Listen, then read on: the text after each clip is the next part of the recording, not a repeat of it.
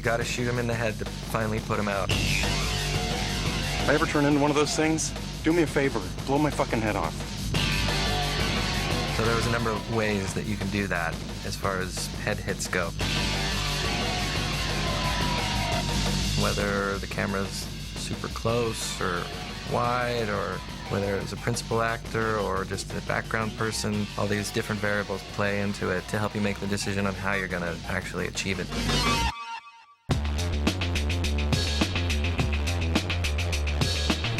There were quick and dirty ways of doing it, and the special effects men in Canada called them kabuki hits, and it was basically just an air mortar attached to the back of the neck with a chamber of blood in it. And there's a tube that comes up like behind your head, and right here there's a nozzle that sprays straight out that way.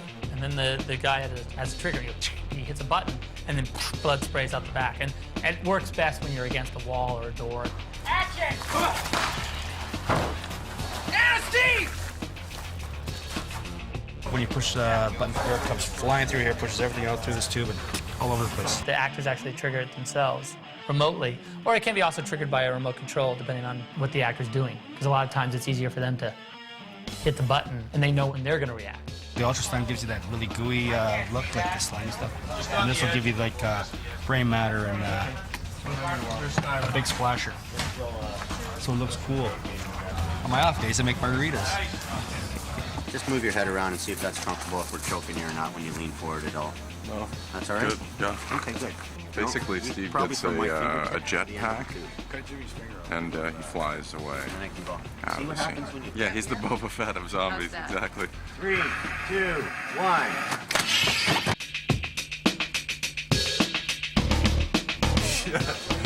That's freaky, huh?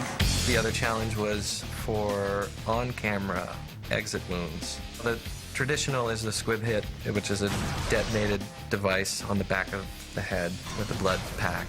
The result is a little cap pops and the plug flies out of the head. Burt Reynolds, he's played by one of the stuntmen, and we put the squib hit on the back of his head.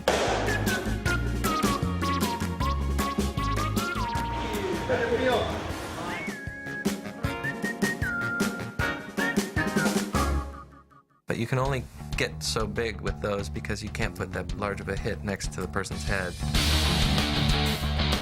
So we needed to come up with a way to basically pull more of the head off with the hit.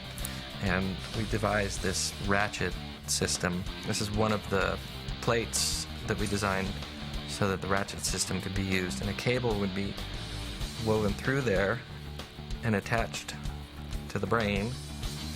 And the brain is a rigid plate that on action gets pulled by an air ratchet, and when it's pulled off, it activates those flaps. And there's all kinds of stringy stuff that attaches this to this. Blood bags and slime and threads and yarn and all kinds of stuff. And the effect is horrifying. It's an air ratchet driven by a dive bottle. Cable goes to the fixture on the head, and push of a button yanks it out at millisecond speeds. We get our pick point nice and high, so we got a good trajectory and looks real. Great. Good work. Now we're attaching our tagline to the prosthetic that's mounted to the top of the head. We're going to attach this to our ram line. We're going to fire our ram, which will pull this wire and rip the scalp off of our zombie, or have the appearances thereof. 1, 2, 3, bang! Man, that's gross. Can you play both again, please? Oh, Jesus. That's like death. We got it? Where he is right now is perfect. Shake it, lots of biting. Action! And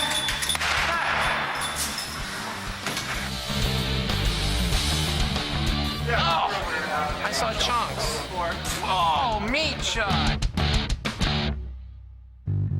The character of Andy meets his maker when he's shot point blank.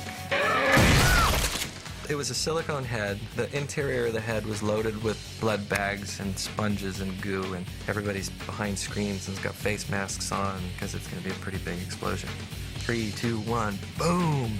And the thing just vaporizes. When you look at it in slow motion, everything just goes. The 2 eyeballs go flying across the room, and everything's just completely vaporized. And this whole wig thing clears frame just enough for them to use that piece, and then it falls back into frame.